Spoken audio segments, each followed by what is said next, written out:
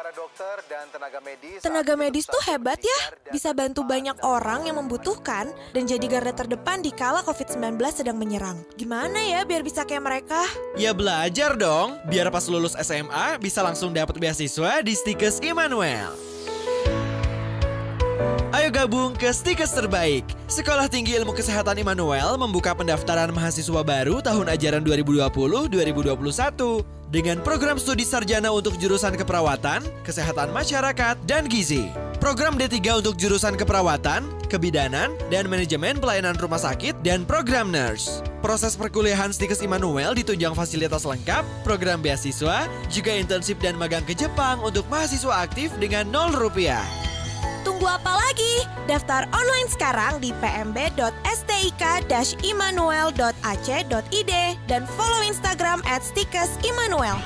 Stikes Immanuel, Stikes terbaik.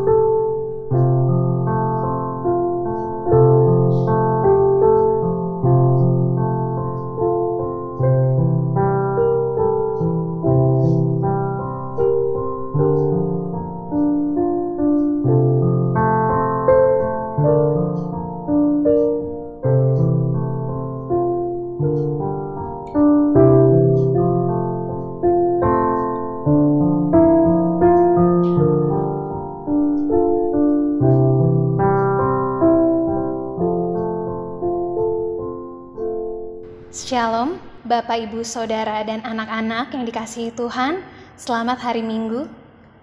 Pada hari ini kita berbakti pada Minggu Paskah kelima. Kebaktian hari ini dilayani oleh Bapak Pendeta Deda Nimrod Simatupang SSI. Mari kita memulai kebaktian. Jemaat diundang untuk bangkit berdiri. Kita bersama akan memuji Tuhan dari NKB 3 ayat 1 sampai 3.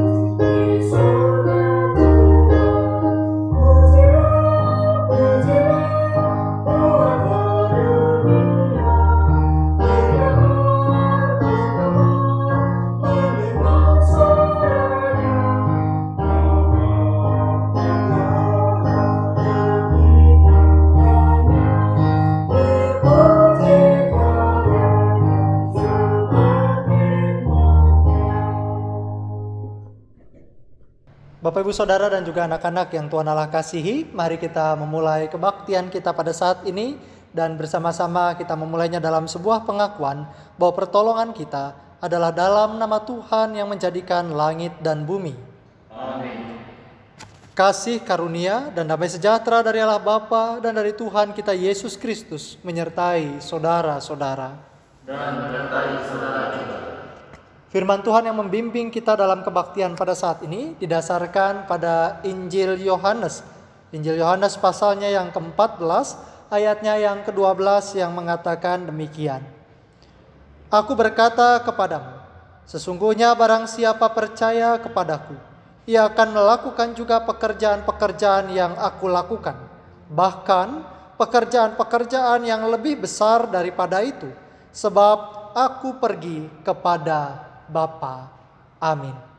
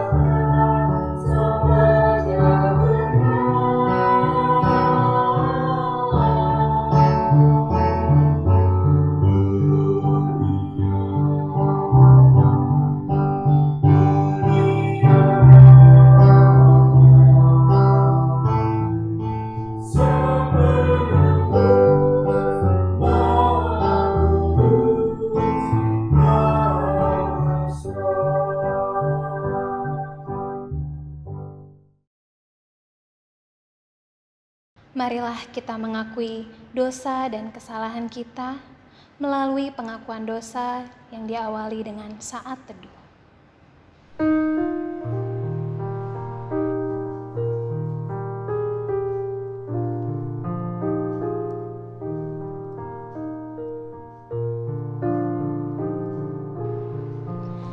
Ya Tuhan yang Maha Kuasa dan Maha Pengasih, kami merendahkan diri di hadapan-Mu dan mengaku bahwa kami adalah orang-orang berdosa, seperti domba yang sesat, yang berjalan menurut keinginan kami sendiri. Kami tidak patuh terhadap suara-Mu. Kami tidak berbuat apa yang seharusnya kami perbuat, tetapi kami melakukan apa yang Tuhan larang.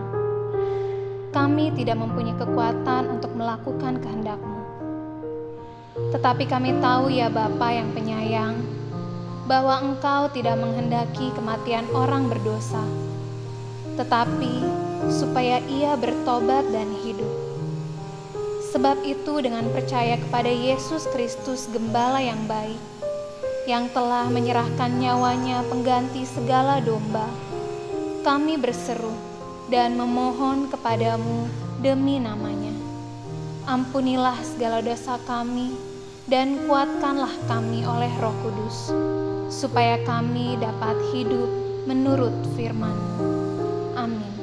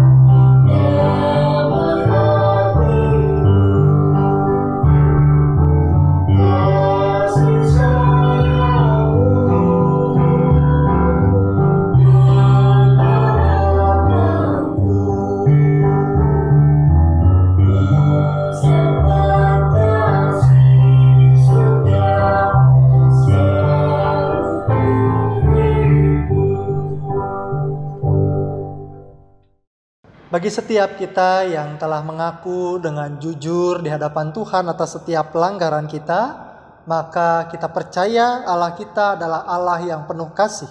Maka diberitakan pada saat ini sebagaimana dituliskan dalam Yohanes pasal yang ketiga, ayat yang ke-16, 17, dan 36 yang mengatakan demikian.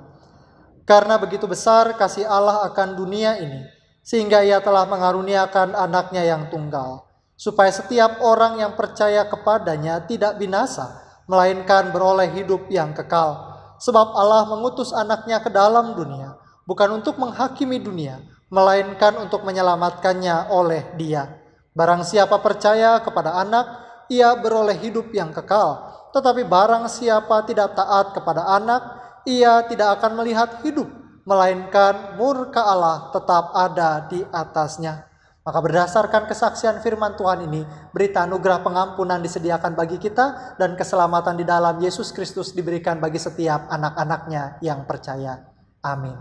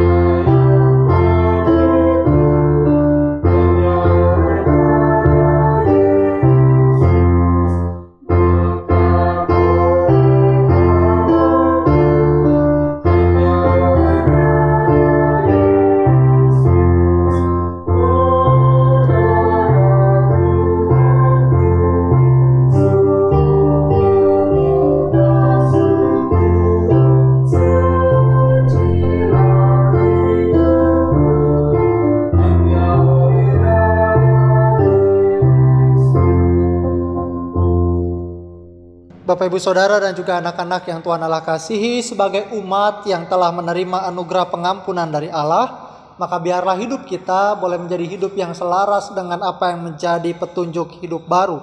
1 Petrus pasal yang pertama ayat yang ke-14 sampai 16 mengingatkan kita demikian. Hiduplah sebagai anak-anak yang taat dan jangan turuti hawa nafsu yang menguasai kamu pada waktu kebodohanmu. Tetapi hendaklah kamu menjadi kudus di dalam seluruh hidupmu, sama seperti Dia yang kudus yang telah memanggil kamu. Sebab ada tertulis, kuduslah kamu, sebab aku kudus. Amin.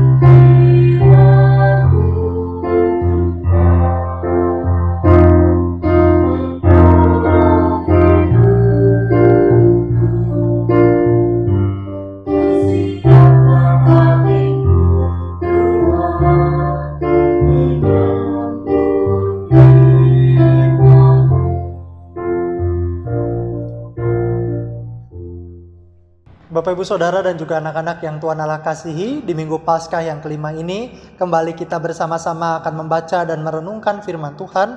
Namun sebelumnya mari kita bersama berdoa. Mari berdoa. Terima kasih Tuhan, di tengah kondisi pandemi COVID-19 pada saat ini, di tengah keluarga kami masing-masing, kami kembali boleh beribadah kepadamu.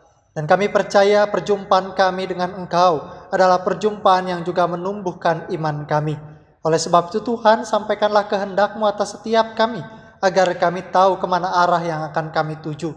Dan biarlah Tuhan, kami boleh bukan hanya belajar akan apa yang menjadi kehendak-Mu, tetapi kami juga mampu melakukannya dalam kehidupan keseharian kami. Kami semua lemah dan terbatas ya Roh Kudus. Oleh sebab itu berikanlah kepada kami hikmat dan pengertian, agar firman-Mu dapat kami mengerti dan juga dapat kami lakukan dalam keseharian kami. Dalam nama Yesus kami berdoa. Amin. Bapak Ibu Saudara dan juga anak-anak yang Tuhan Allah kasihi, firman Tuhan yang pada saat ini kita baca dan kita renungkan didasarkan pada Injil Yohanes pasal 14. Yohanes pasal 14 ayatnya yang pertama sampai dengan ayatnya yang ke-14. Yohanes pasal 14 ayat yang pertama sampai dengan ayat yang ke-14. Firman Tuhan memberitakan kepada kita demikian. Janganlah gelisah hatimu, percayalah kepada Allah, percayalah juga kepadaku. Di rumah Bapa-Ku banyak tempat tinggal. Jika tidak demikian, tentu aku mengatakannya kepadamu. Sebab aku pergi ke situ untuk menyediakan tempat bagimu. Dan apabila aku telah pergi ke situ dan telah menyediakan tempat bagimu, aku akan datang kembali dan membawa kamu ke tempatku, supaya di tempat di mana aku berada, kamu pun berada. Dan kemana aku pergi, kamu tahu jalan ke situ. Kata Thomas kepadanya, Tuhan, Kami tidak tahu kemana Engkau pergi. Jadi bagaimana kami tahu jalan ke situ? Kata Yesus kepadanya, Akulah jalan dan kebenaran dan hidup. Tidak ada seorang pun yang datang kepada Bapa kalau tidak melalui Aku. Sekiranya kamu mengenal Aku, pasti kamu juga mengenal Bapa-Ku. Sekarang ini kamu mengenal Dia dan kamu telah melihat Dia. Kata Filipus kepadanya, Tuhan, tunjukkanlah Bapa itu kepada kami, itu sudah cukup bagi kami. Kata Yesus kepadanya, telah sekian lama aku bersama-sama kamu, Filipus, namun engkau tidak mengenal aku. Barang siapa telah melihat aku, ia telah melihat Bapa. Bagaimana engkau berkata, tunjukkanlah Bapa itu kepada kami? Tidak percayakah engkau bahwa aku di dalam Bapa dan Bapa di dalam aku? Apa yang aku katakan kepadamu, tidak aku katakan dari diriku sendiri, tetapi Bapa yang di dalam aku, dialah yang melakukan pekerjaannya. Percayalah kepadaku bahwa aku di dalam Bapa dan Bapa di dalam aku. Atau setidak-tidaknya percayalah karena pekerjaan-pekerjaan itu sendiri. Aku berkata kepadamu, sesungguhnya barang siapa percaya kepadaku, ia akan melakukan juga pekerjaan-pekerjaan yang aku lakukan. Bahkan pekerjaan-pekerjaan yang lebih besar daripada itu. Sebab aku pergi kepada Bapa. Dan apa juga yang kamu minta dalam namaku, aku akan melakukannya, supaya Bapa dipermuliakan di dalam Anak. Jika kamu meminta sesuatu kepadaku dalam namaku, aku akan melakukannya. Sampai semikian jauh pembacaan Alkitab kita. Maka yang berbahagia ialah kita yang tidak hanya sekadar membaca atau mendengar, tetapi yang juga terus memelihara dan melakukannya dalam hidupnya hari lepas hari. Haleluya.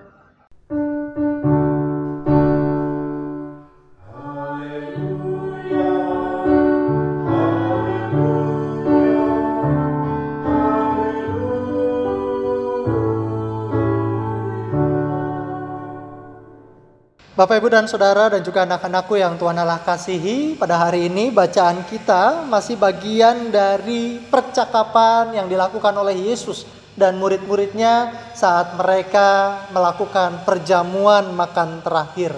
Jadi kalau kita baca dari pasal sebelumnya, kita tahu bahwa konteks percakapan ini adalah percakapan di saat Yesus dengan murid-muridnya sedang melakukan perjamuan terakhir. Jadi ini salah satu percakapan yang cukup panjang. Dari mulai kita lihat ada proses pembasuhan kaki, lalu kemudian ada informasi bahwa nanti salah satu dari murid itu akan ada yang mengkhianati Yesus. Lalu kemudian ada percakapan antara Petrus dan Tuhan Yesus yang mengatakan, Tuhan, kau mau kemana sih? Kemanapun engkau pergi aku mau ikut, bahkan nyawaku akan kuberikan kepadamu. Dan Yesus mengatakan bahwa engkau akan menyangkal aku. Sampai lalu kemudian pertanyaan yang kita baca hari ini adalah pertanyaan tentang Yesus ini mau pergi kemana? Yesus mau kemana sih? Dan pertanyaan tentang Yesus mau kemana ini yang membuat para murid juga punya, dalam tanda kutip, perasaan gelisah, cemas, bingung, dan lain sebagainya. Nah, pertanyaannya juga akan kita jawab sekarang. Kemana sebenarnya Yesus pergi? Kemana Yesus meninggalkan murid-muridnya? Maka kalau kita baca, Bapak, Ibu, Saudara, dan juga anak-anak yang Tuhan Allah kasihi, dikatakan dari mulai ayatnya yang kedua sampai dengan ayatnya yang keempat, Tuhan menjawab, di rumah Bapa banyak tempat tinggal. Jika tidak demikian, tentu aku mengatakannya kepadamu, dan seterusnya dan seterusnya. Kurang lebih intinya, kemana Tuhan Yesus akan pergi? Akan pergi ke rumah Bapa. Nah, kalau sudah ngomongin tentang rumah Bapa, ini pasti selalu dikaitkan dengan kata surga. Tuhan mau ke surga. Tuhan akan pergi ke surga.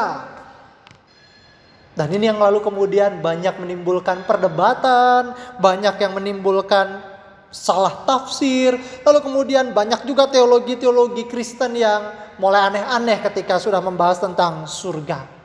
Maka bicara tentang surga, Bapak, Ibu, Saudara, dan juga anak-anak. Apakah surga suatu tempat? Apakah surga suatu wilayah? Apakah surga sebuah teritori di mana Allah berkuasa pada satu daerah tertentu? Apakah surga sebuah tempat yang berada nun jauh di sana, di luar bumi ini, atau di angkasa yang berbeda dengan tempat tinggal kita sekarang? Apakah itu yang mau Yesus maksud dengan kata rumah Bapa?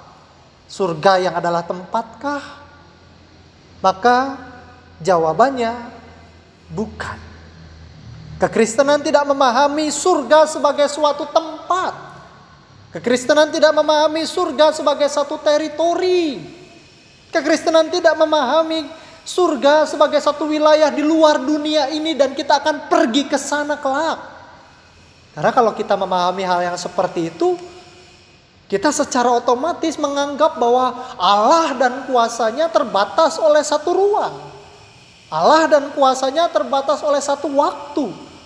Padahal kekristenan memahami Allah kita adalah Allah yang tidak bisa dikungkung atau dibatasi dengan ruang dan waktu. Maka bicara tentang rumah Bapa, pasti rumah Bapa ini bukan tentang ruang, bukan tentang tempat, bukan tentang teritori atau wilayah. Kalau begitu, apa yang dimaksud dengan rumah Bapa? Apa yang dimaksud dengan surga? Ketika Yesus mengatakan di rumah Bapakku banyak tempat tinggal, aku akan pergi ke sana dan nanti kalau aku sudah menyiapkan tempat bagimu, aku akan datang kembali dan mengajak engkau, membawa engkau ke sana. Yesus sendiri terang-terangan bilang tempat kok Pak. Kok ini Bapak bilang bukan tentang tempat? Ya, gambaran yang disebut tempat oleh Yesus ini bukan tentang daerah atau teritori. Tetapi ditegaskan dari mulai ayat yang ketiga bagian akhir sampai dengan ayat yang keempat, di mana Tuhan mengatakan, di mana aku berada, di situ juga kamu berada. Rumah Bapa adalah tentang di mana Yesus berada dan aku berada bersama-sama dengan Yesus. Rumah Bapa atau surga itu bukan tentang teritori, tetapi tentang hal hidup bersama dengan Allah. Ketika Tuhan mengatakan aku menyiapkan tempat bagimu, artinya di mana kita nanti akan bersama-sama dengan Allah. Dan Tuhan menyiapkan itu. Menyiapkan agar kita semua bisa hidup bersama-sama dengan Allah dalam kekekalan. Dan itulah surga. Maka bagi orang Kristen kalau dikatakan bahwa orang Kristen nanti masuk neraka, orang Kristen itu nanti tidak akan ditemani oleh bidadari dan lain sebagainya, kita nggak pusing kok. Karena memang pemahaman orang Kristen, kita bukan menuju tempat tertentu yang ada fasilitas ini dan itu, ada bidadari ini dan itu, bukan. Kekristenan memahami rumah Bapa atau surga itu adalah saat kelak kita akan hidup bersama dengan Kristus dalam kekekalan. Nah, tapi justru di sini problemnya. Justru di sini poin pentingnya. Itu yang ditanyakan oleh murid-murid Tuhan Yesus. Bagaimana kita bisa ke sana? Kalau rumah Bapa itu adalah perihal hidup bersama dengan Allah, bagaimana kita bisa hidup bersama dengan Allah di dalam kekekalan? Dan itu yang dijawab oleh Yesus dalam ayatnya yang ke-6. Akulah jalan dan kebenaran dan hidup. Tidak ada seorang pun yang datang kepada Bapa kalau tidak melalui aku. Maka kalau kita bertanya bagaimana cara kita agar kita bisa sampai ke surga, bagaimana cara kita agar kita bisa hidup bersama dengan Allah dalam kekekalan, maka tidak ada jalan lain selain kita percaya sepenuhnya kepada Yesus. Karena Yesus adalah jalan, kebenaran, dan hidup. Hanya Yesuslah jalan yang dapat membawa kita kepada kehidupan bersama dengan Allah. Karena Yesus yang akan memimpin kita pada pengetahuan yang benar akan apa yang menjadi kehendak dan rencana Allah. Dan hanya di dalam Yesus kita bukan hanya sekadar memiliki hidup fisik di dunia yang fana ini, tetapi kita memiliki hidup yang kekal. Hanya dengan percaya kepada Yesus yang bangkit dari antara orang mati, maka kita juga boleh percaya bahwa setelah kita mati secara raga di dunia ini, kita juga akan mengalami kebangkitan dan kekekalan hidup bersama dengan Dia. Maka tanpa percaya kepada Yesus, kita tidak menemukan kebenaran yang sejati. Tanpa melihat teladan Yesus, kita tidak akan menemukan hidup yang kekal. Dan itu yang mau disampaikan kepada kita. Bahwa siapa mengenal Yesus, ia mengenal Allah. Kita memang tidak bisa melihat Allah secara fisik. Kita juga tidak bisa membelenggu Allah dengan pikiran-pikiran kita.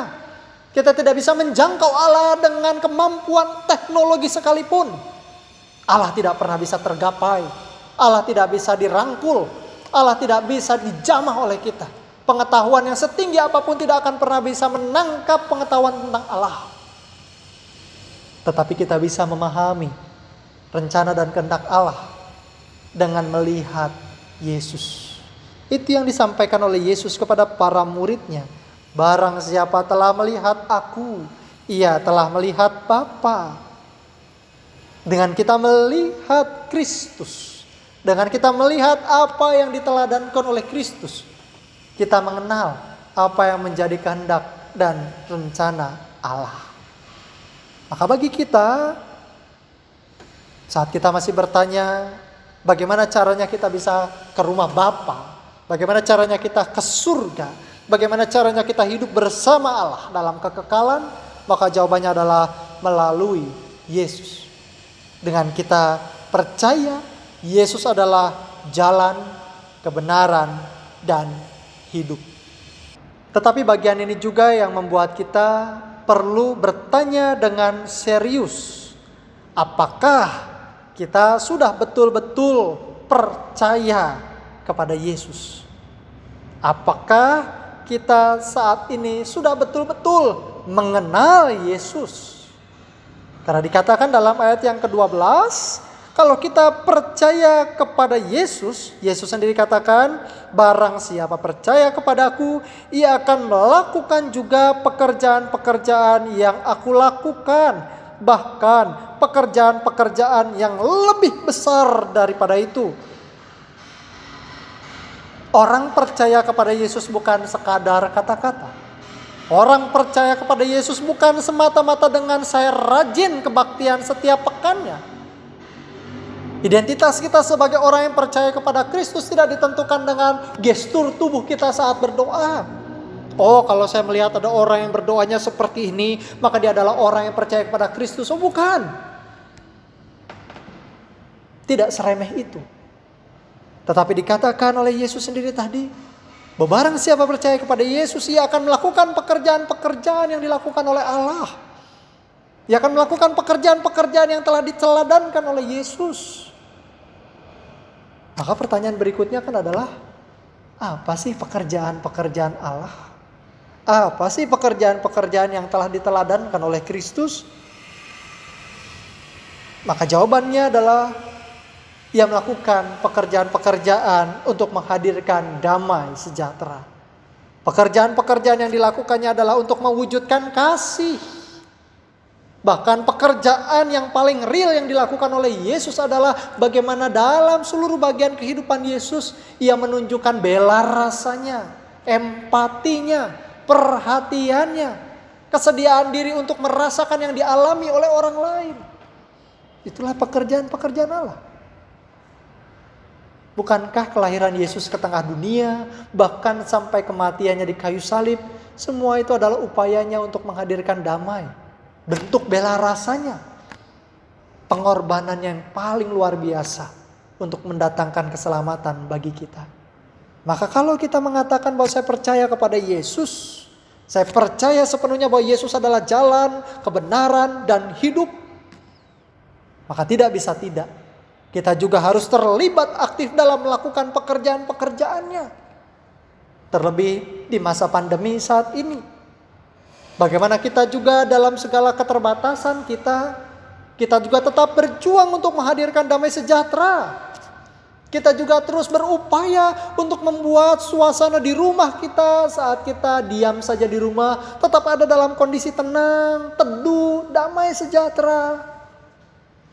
Kemarin dalam diskusi para pendeta GKP, ada banyak info bahwa di masa pembatasan sosial, di masa pandemi ini, orang-orang bukan hanya sekedar krisis keuangan, tapi juga krisis rumah tangga. Karena di rumah ternyata sudah mulai ada kekerasan, di rumah juga sudah ada mulai perlakuan-perlakuan tidak menyenangkan. Antara suami dan istri sudah mulai cekcok, antara suami dan istri sudah mulai saling menunjukkan egoisme. Antara suami dan istri sudah ingin menang sendiri. Bentak-bentakan terjadi, kekerasan terjadi, perlakuan-perlakuan yang tidak menyenangkan mulai terjadi. Dan itu sangat bertentangan dengan apa yang dilakukan oleh Kristus. Itu bukan pekerjaan Allah. Kalau kita mengatakan saya percaya kepada Yesus, di tengah kondisi seperti ini, kita tetap berjuang melakukan pekerjaan-pekerjaannya. Konkret, hadirkan damai sejahtera saat kita di rumah aja. Hadirkan ketenangan saat kita stay at home. Dan bukan hanya itu. Bagaimana kita juga menunjukkan bela rasa satu dengan yang lain. Bela rasa bukan karena kita mengalami kelebihan. Bela rasa bukan karena kondisi saya berada lebih tinggi dibandingkan saudara-saudara yang lain. Bela rasa bukan untuk menunjukkan bahwa saya lebih hebat daripada yang lain. Bela rasa bisa dilakukan juga dalam kondisi kita sama-sama kekurangan. Karena bela rasa bukan hanya tentang uang. Bela rasa bukan tentang materi. Bela rasa adalah upaya kita untuk mau saling memperhatikan satu dengan yang lain. Dan saat kita berupaya untuk mau saling memperhatikan satu dengan yang lain, di sana kita tahu bahwa kita juga dipakai oleh Allah untuk menjadi gambar Allah yang nyata bagi sesama. Di saat itu juga kita percaya bahwa kita membiarkan diri kita dipakai untuk Allah boleh bekerja melalui pribadi kita. Dengan hadir berbela rasa bagi sesama. Maka itu semua adalah wujud bagaimana kita mau hidup bersama dengan Yesus. Maka Bapak Ibu dan Saudara serta anak-anak yang Tuhan Allah kasihi, kalau tadi di awal kita bicara tentang rumah Bapa, surga. Rasa-rasanya kalau ditanya apakah kamu mau masuk surga, semua orang akan jawab, ya saya mau. Kalau semua orang ditanya, kamu mau masuk neraka atau surga? Wah, semua akan berlomba-lomba. Saya mau masuk surga. Saya persembahan demi surga. Saya melakukan ini demi surga. Saya ke gereja demi surga. Tanyakan dulu dengan jujur dalam hati kita. Jika surga adalah tentang hal hidup bersama dengan Kristus dalam kekekalan, siapkah kita hidup bersama dengan Yesus dalam kurun waktu sekian tahun hidup kita ini? Kalau kita memang mau betul-betul masuk surga dan hidup bersama dengan Yesus dengan waktu yang kekal abadi, siapkah kita tetap setia di tengah dunia ini, hidup bersama dengan Dia yang mau mati bagi kita? Jangan mimpi masuk surga, jangan mimpi hidup bersama dengan Kristus dalam kekekalan. Kalau untuk mempertahankan iman percaya kepada Yesus, 5 menit saja, 10 menit saja, kita sudah bosan. Jangan bilang saya mau masuk surga, tapi hanya godaan perempuan atau godaan laki-laki, kita sudah mau meninggalkan Kristus. Mau masuk surga, mau hidup bersama dengan Yesus dalam kekekalan, tapi tidak mau hidup bersama dengan Yesus di sepanjang umur kita di tengah dunia. Kalau kata Cak Lontong apa? Mikir. Apa iya sih? Maka mari kita tunjukkan. Jika saat ini kita betul-betul dengan sungguh mengaku percaya kepada Kristus, dan kita sungguh-sungguh meyakini bahwa Allah menyediakan rumah Bapa bagi kita, surga bagi kita, dan kita betul-betul rindu untuk betul-betul mengalami surga, maka seperti yang tadi dikatakan dalam ayat yang ke-12, sekaligus ditekankan sebagai nas pembimbing kita. Sesungguhnya barang siapa percaya kepada Yesus, ia akan melakukan juga pekerjaan-pekerjaan yang Yesus lakukan. Bahkan pekerjaan-pekerjaan yang lebih besar daripada itu. Sebab Yesus pergi kepada Bapa. Maka selamat melakukan pekerjaan-pekerjaan Tuhan. Hadirkan damai sejahtera di rumah kita masing-masing. Jadilah orang-orang yang mau menunjukkan bela rasa sebagaimana Kristus telah menunjukkan bela rasanya bagi segenap manusia dan segenap ciptaan. Itu juga yang menjadi panggilan kita saat ini.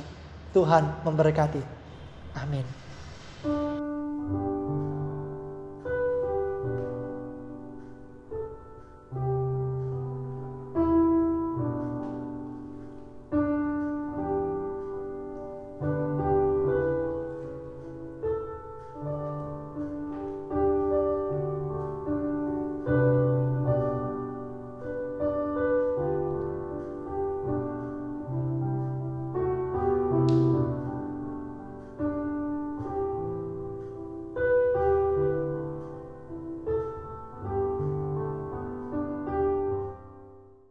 Bapak Ibu Jemaat yang kami kasihi, kami undang untuk bangkit berdiri bersama-sama dengan gereja dari segala tempat dan abad. Marilah kita mengucapkan pengakuan iman rasuli dengan menyanyikan dari Kidung Jemaat 280.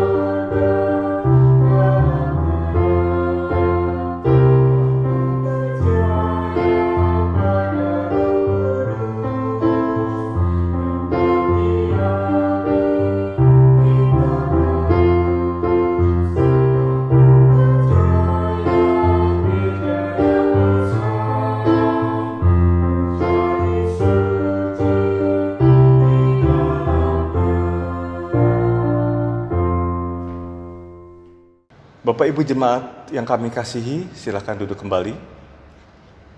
Marilah kita memberikan persembahan dengan mengingat firman Tuhan yang terambil dari Kisah Para Rasul 20 ayat 35 yang berbunyi, "Dalam segala sesuatu telah kuberikan contoh kepada kamu bahwa dengan bekerja demikian kita harus membantu orang-orang yang lemah dan harus mengingat perkataan Tuhan Yesus, sebab Ia sendiri telah mengatakan adalah lebih berbahagia memberi daripada menerima." Persembahan dilakukan dengan tenang tanpa diiringi nyanyian jemaat.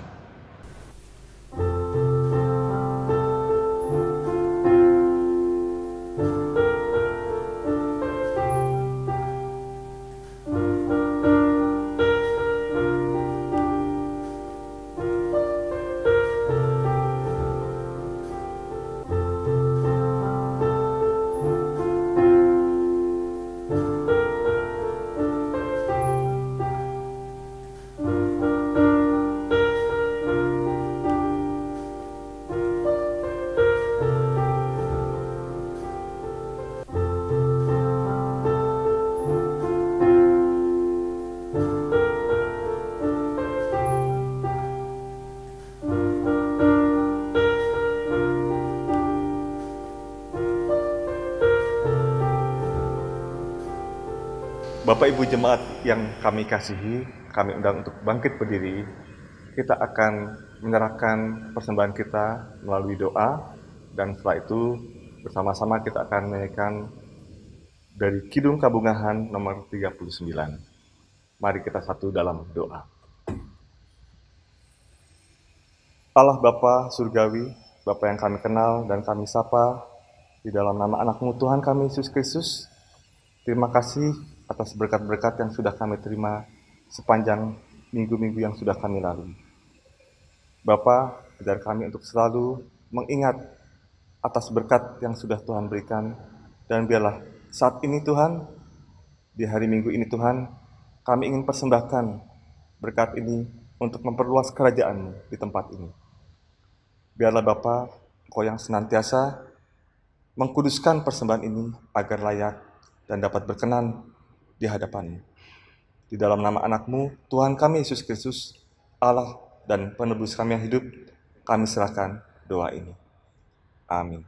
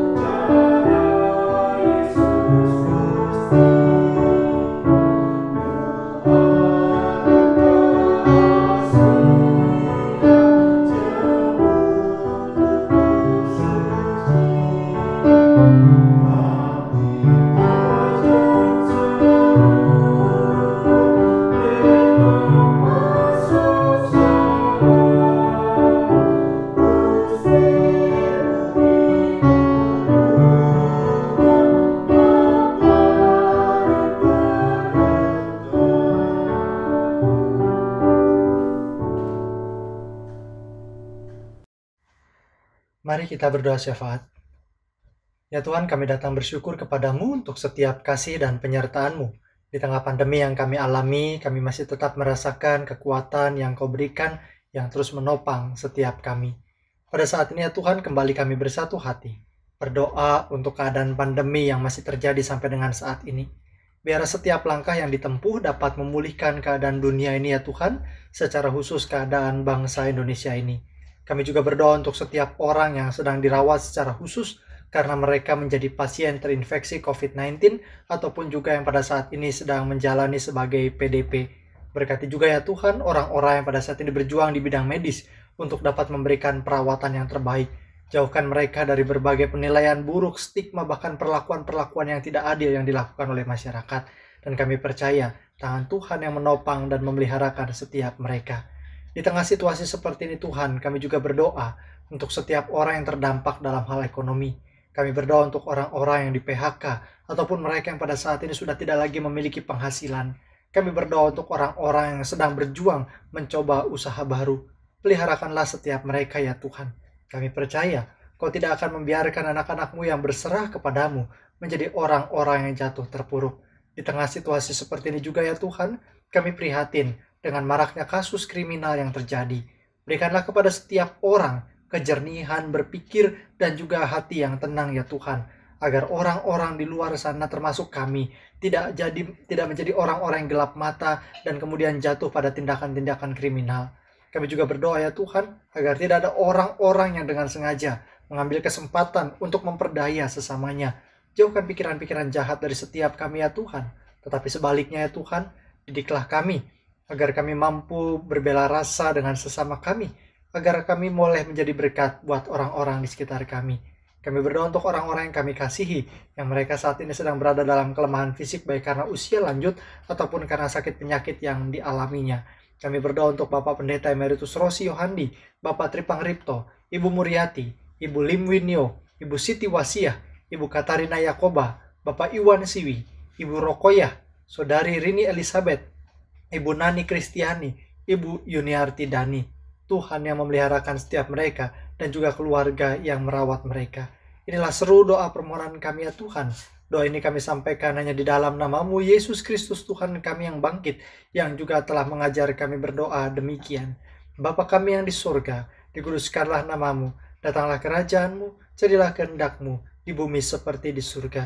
Berikanlah kami pada hari ini makanan kami yang secukupnya, dan ampunilah kami akan kesalahan kami, seperti kami juga yang mengampuni orang yang bersalah kepada kami. Dan janganlah membawa kami ke dalam pencobaan, tapi lepaskanlah kami dari yang jahat, karena Engkau yang punya kerajaan, dan kuasa, dan kemuliaan sampai selama-lamanya. Amin.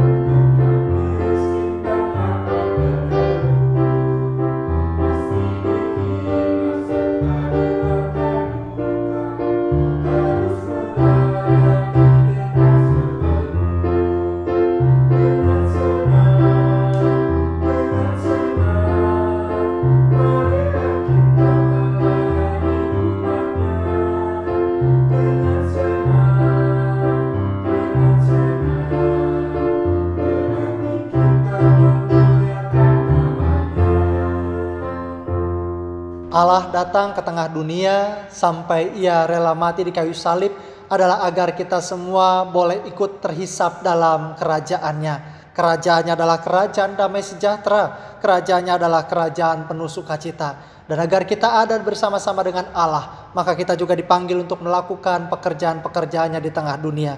Kini jadilah orang-orang yang melakukan tugas panggilannya masing-masing, dan kita percaya pada saat ini kita melanjutkan hidup dalam berkat Tuhan. Kasih karunia Tuhan Yesus Kristus dan kasih Allah dan persekutuan Roh Kudus menyertai saudara-saudara. Amin.